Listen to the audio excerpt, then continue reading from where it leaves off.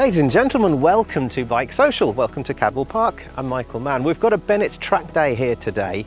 And what's really cool about that is that I get to ride one of these over my shoulder, whether you can see it or not. It's a Crighton CR700W. And Crighton, the man behind it, Brian Crichton, is here. He's creative directing the photo shoot at the moment. Anyway, check this out. 85 grand, woo, 220 horsepower, and 130 kilos dry. So the power to weight ratio of this thing is extraordinary.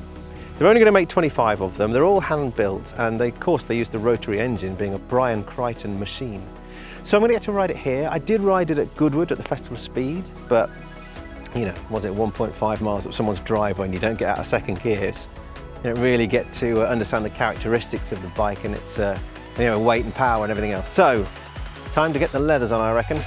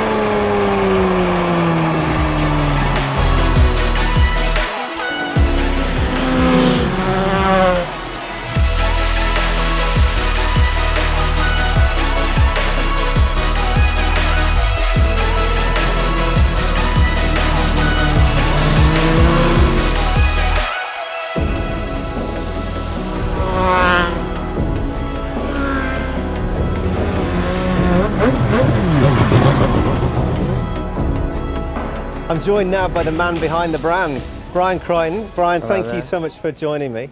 Brian, look, let's start with a bit of history, can we? Perhaps you can just tell me a little bit more about your involvement in the history of the rotary engine and kind of how it came to be what it is today. Yeah.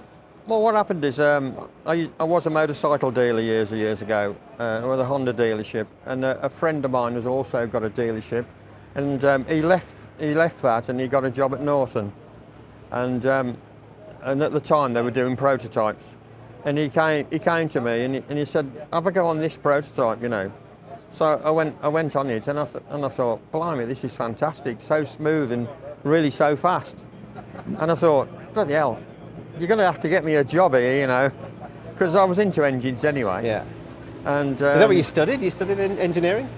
Not really, no, just self-taught really. Right. I could never afford a proper racing bike, so I had to have a road bike and modify it, and I ended up beating the proper bikes really, you know, so I did an awful lot of work with four strokes, and I really went into it deeply to fully understand it, so, you know, so that's what I was into engines really. Anyway, he said have a go on this, and I thought it was fantastic, and I thought, you must get me a job here, you know, and I've got to get involved with this, because I thought, to make a fantastic race bike this would. So I got took on in the service department, and I looked after the bikes at the demonstrators for the police and the RAC and that sort of thing. And I thought, they've got to let me have a go. And I kept saying, I'm sure I can get more power out of this engine, you know, because there were about 86 horsepower was about the maximum they had at the time. And I kept going Were these on. race bikes? No, these are the police bikes. The Okay. police bikes, yeah. Yeah. And there was a crashed police bike in the corner that had been there for a long time. They said, "Can I have this bike?" You know, I kept bothering them, and they said, "Oh, go on then. Let me just have a go with the engine. I'm sure I can get 120 horsepower out of this engine, you know." So in my own time at night, I worked on this engine, and one of the nights we put it on the dyno, and unbelievably, the very, very first time I run it did 120 horsepower, as I said, you know. And of course, so I said, "Please let me turn it into just a hack and take it to Myra or something." So they let me have the rest of the police bike, and I cut the back end off and put some tubes on the back, because it was like a press frame on that bike at the time. Is this all in like your garage with your tools, just in your own spare time? This is at Norton at night with my own tools, you know, and at my own cost really. I didn't cost them anything, and I modified it anyway. And we took it to Myra, and it did 170 mile an hour.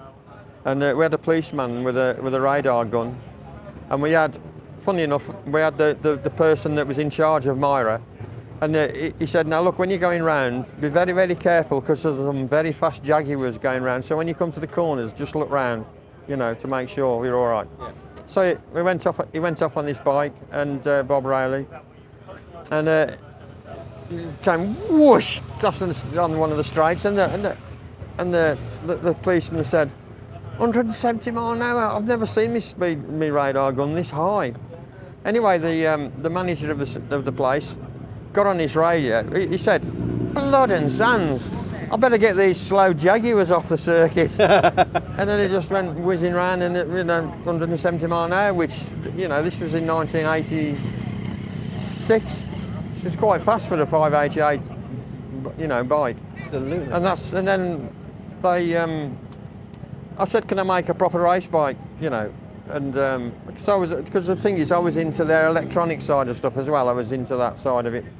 Anyway, to be honest with you, I got that fed up with them. I resigned from Norton and I left. I spat my dummy out. They wouldn't let me do a race bike after all that, you know. Anyway, they basically asked me back because I was into doing their electronic side of it with the ignitions and all this sort of thing. And I said, "Well, I'll come back with one proviso. You've got to let me build a race bike, you know." And that's what happened. So that's the first red, silver, blue bike that we unveiled at Darley Moor was the first bike that we actually built. I got Spon Engineering to make the frame for it, and yeah, we went we went to Myra with that as well, and that was really fast. In fact, it was that fast that the middle of the tyre flew off. So, yeah, and then we run that at Darley Moor, and I think we had third place with it. It was all a bit of a rush job, you know. It hadn't even got the fairing bottom finished on it. It was missing. And then what happened is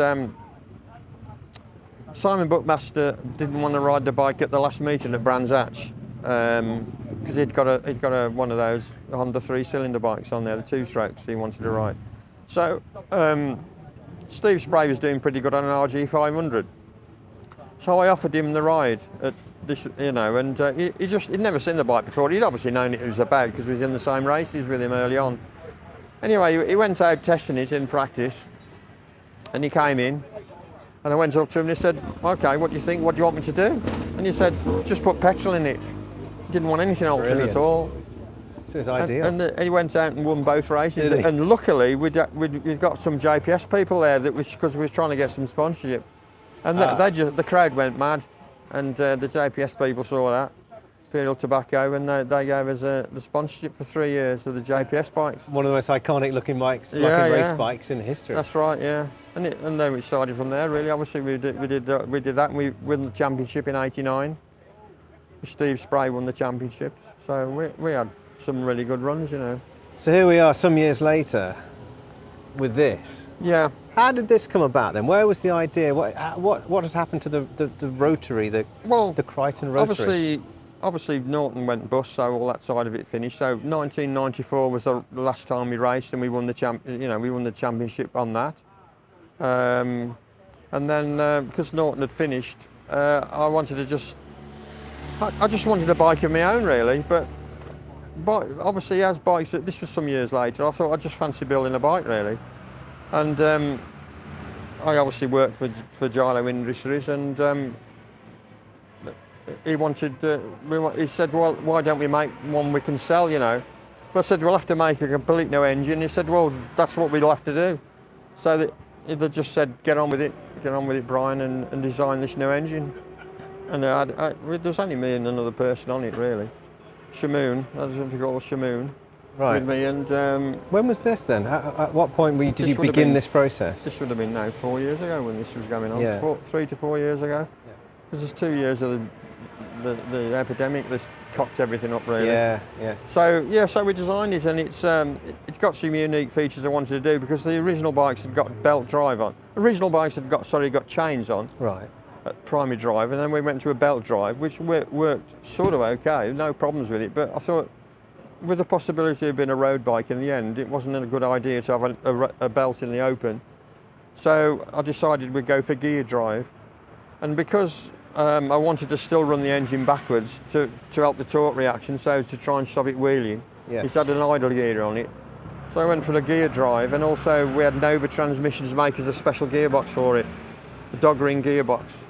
So, well, what I did, the engine width is actually slightly narrower than the 588, because what I did was the intermediate plate, which splits the engine in two, if you like, was a lot wider originally, and what I did was I went inwards with that, made that narrower, dropped it down to 22mm. Okay. So the engine was actually about 5mm actually narrower than the 588, so it all fitted in the same position, you know.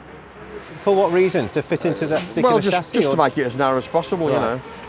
Just keep it small and interchange with the 588 if you wanted to. Down. You know, keep it fit in the same fairing and everything, you know.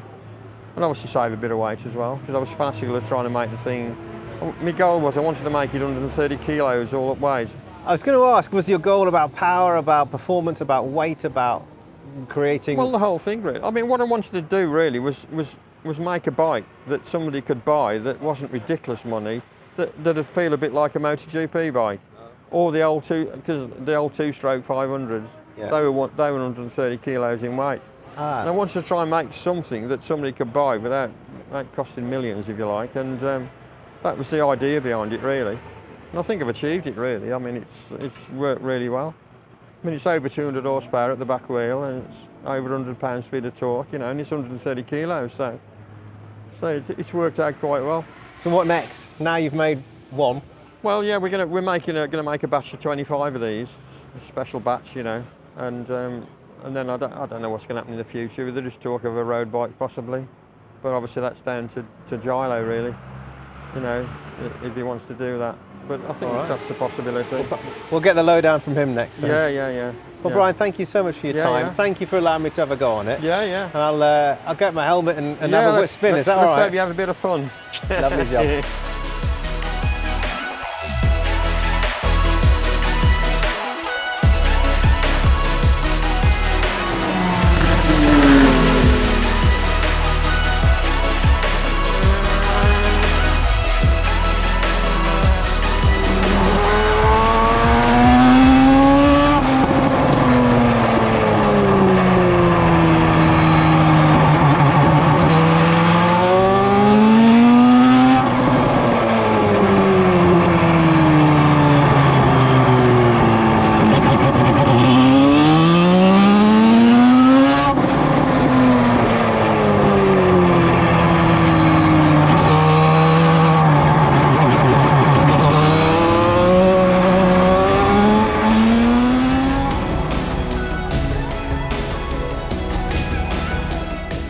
And I'm joined by Gilo. So Gilo, you're the other half of the Crighton motorcycle group, aren't you? With Brian, so you're the sort of co-founder. But maybe for the ladies and gentlemen at home, do you want to just explain your involvement here? So, okay, the whole Crighton brand came out of, as a motorcycle brand, came out of Rotron, which is our engine company.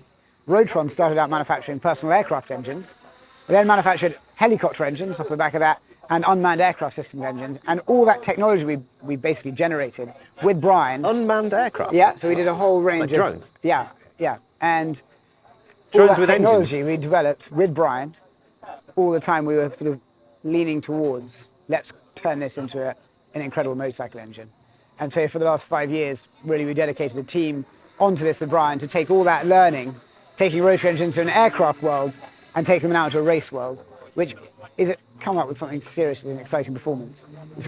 It's durable, it's insanely powerful, it's got no vibration, it's incredibly compact. It's got all these benefits that go into an aircraft that work brilliant in a motorcycle. 2 wheels, and you've got to keep it on the floor as well, haven't you? Exactly, yeah. So Brian mentioned earlier on, I think it was off camera, you guys were trying to create a MotoGP bike, like an old 500 two-stroke for the track, for track day use these days, but not at £1 million, like perhaps one of those might be right now. Yeah.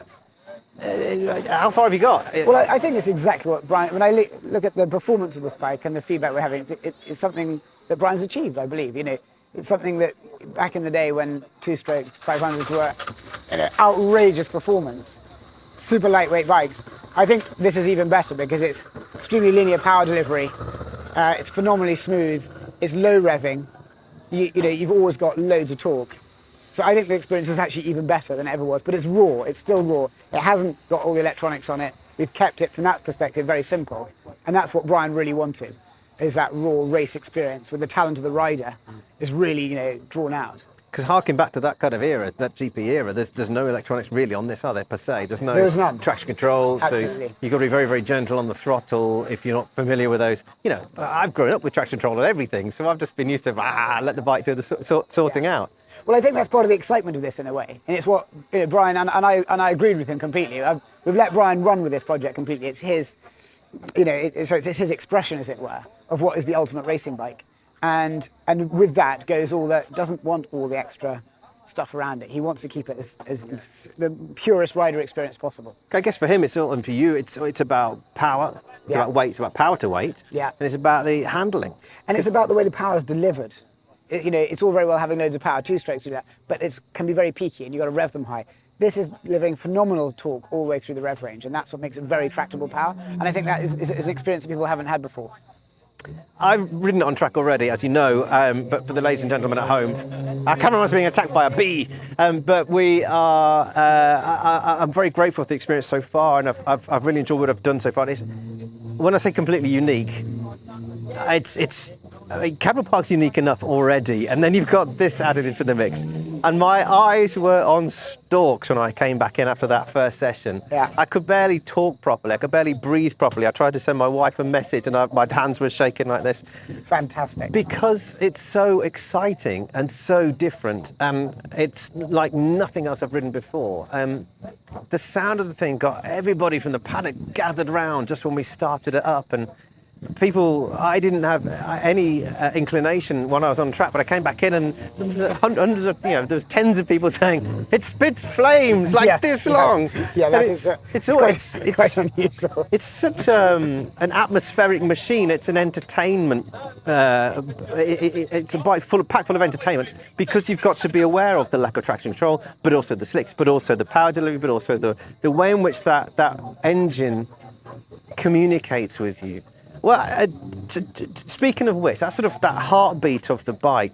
How have you developed it over the last? How long has this project's been? Like 4 years or so, hasn't it? Yeah, it's just coming up 5 years of since the conception through to where we are today. Did you start with the engine and we're going to build around this, or did you the idea behind that, using the rotary engine, using this particular engine, did you have to kind of I don't want to say mush it into the chassis, you know what I mean? But no, it was designed very specifically from the ground up, this new engine for a motorcycle.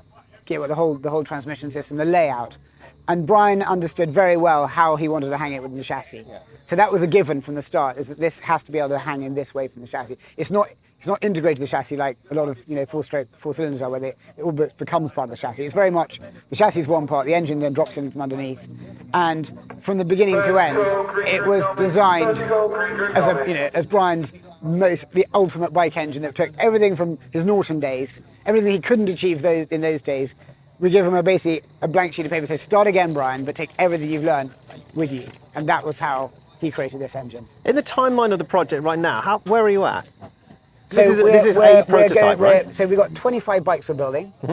This is the second prototype of the bikes. Okay. We're in production of the first batches of everything right now for the first 25 bikes.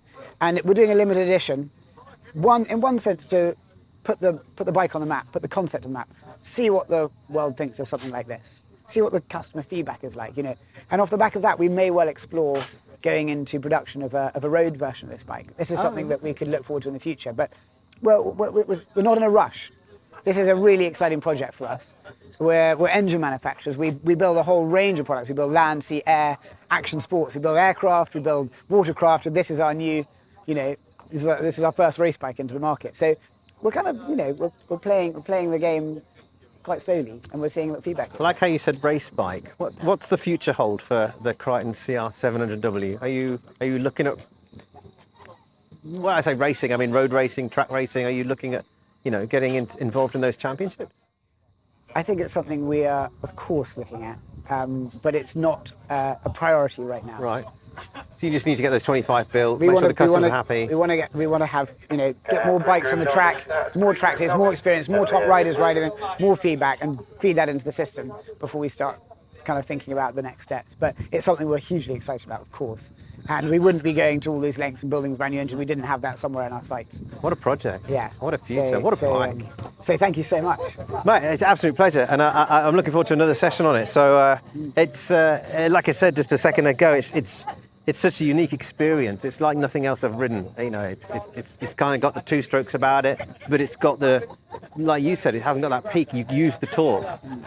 And then it's wanting to wheel in third, fourth, almost flat out, and yet you just drop again, you tip into a corner, you're like, this is not a 1,000cc bike, this is a 600 the way it behaves. Exactly, and it's as light as a 250, even a 125 bike. Yeah, you have to recalibrate your mind, and it sounds great. And it spits fire apparently, so everyone tells me as I came in.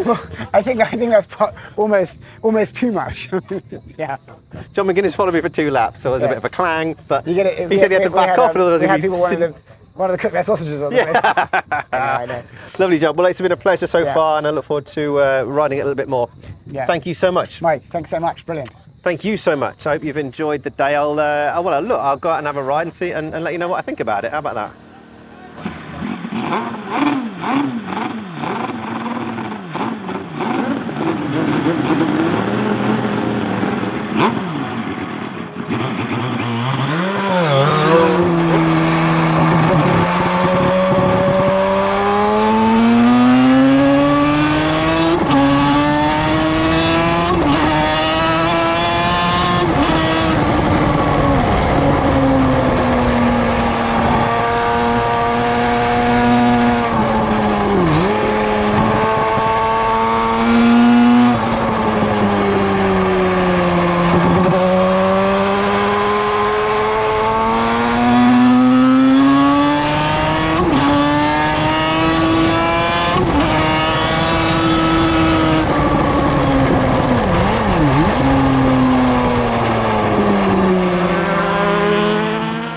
There we have it, end of another fabulous Bennetts track day.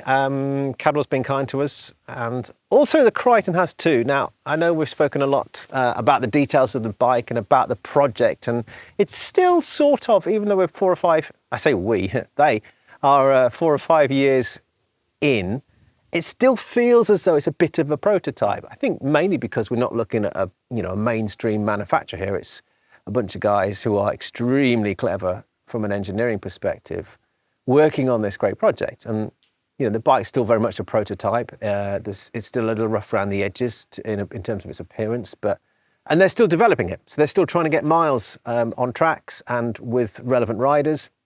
And I've got to say that what I've done, 3.5 sessions, and the first couple of sessions I came in and I was just utterly wired. Like it was the most eclectic bike I think I've ever ridden. It was the hardest to get used to. And I still think that after 3.5 sessions, I'm nowhere near used to it. It's very quirky. I don't know how you can say very unique. It is unique. And it takes a lot of getting used to. So you roll out of pits and you start the thing up on the little go-kart engine and wheel, and it's made a hell of a racket, and it's made a big plume of smoke, and you kind of got to keep it revving because it doesn't idle very well until it's warm. It only takes a minute to warm it up, and then it will idle, and you can find neutral if you can find neutral. And then they've put it in race shift, fine for me. It hasn't got a quick shifter or an auto blipper, but it's got so you've got to use the clutch. Feed the clutch out, and it's hunting, and it's almost jerking, and you get out of the pit lane here, not pit lane, the assembly area here at Cadwell, and you go through Hall Bends, and you get down into the old hairpin, and you're almost you're still in first gear, having to feather the clutch and almost trying to keep the thing from cutting out. Well, that's what you think. It takes a little while to warm up, couple of laps.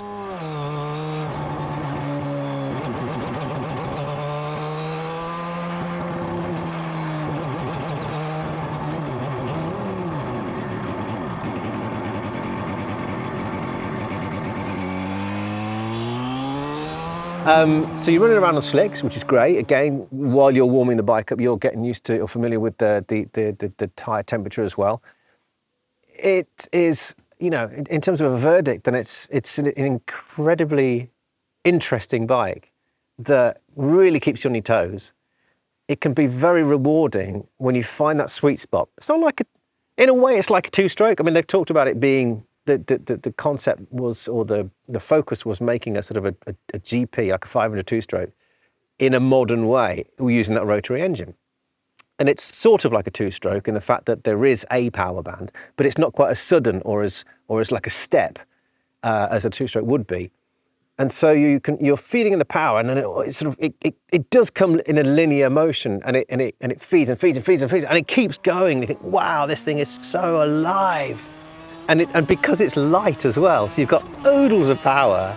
What did they rate? So 200 at the rear wheel, I think, was where we're at. Although the exhaust system we were using, they claimed that it cut about 18 to 20 horsepower because we've got to comply with the noise limits here. So you've got all that power, and the target weight was 130 kilos dry. Of course, a 24-litre tank, I think, of fuel, plus my summer weight. Added to that somewhat, but it still felt very, very light going from side to side, moving the bike around, which you do here at Cadwell, through hall bends, through the little Mickey Mouse chicane before the mountain, the gooseneck. So you get some really good opportunity to feel how light that bike is. And because you're on slicks and because you've got that power, it's a real, it's a strange combination to get used to. But when it comes on and when you find that sweet spot, boy, is it really entertaining, and it's a pleasure to ride. I think I might sum it up by saying if you are playing a computer game and you're playing it for the first time, and we probably go and play it on easy level just to get familiar with it, and then you advance up through the levels to like really heavily hard. I would say that the Crighton is a hard bike to ride. It's a tricky thing. You need to have your wits about you. And I was very aware of some of the things that Brian Crichton had said, such as use the torque, don't use the revs. And I was also very aware that the bike, I think they start in them 85 grand.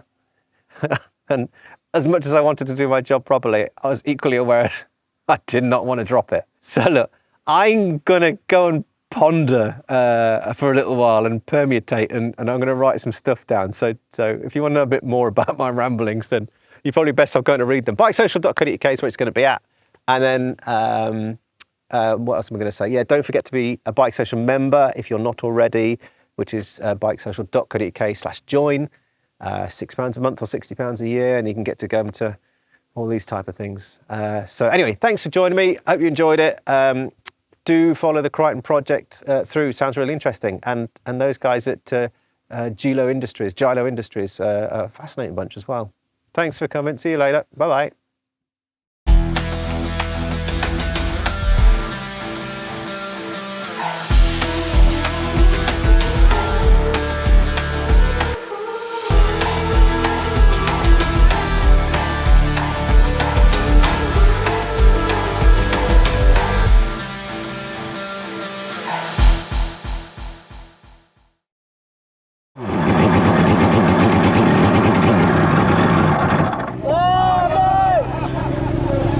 It's your fault.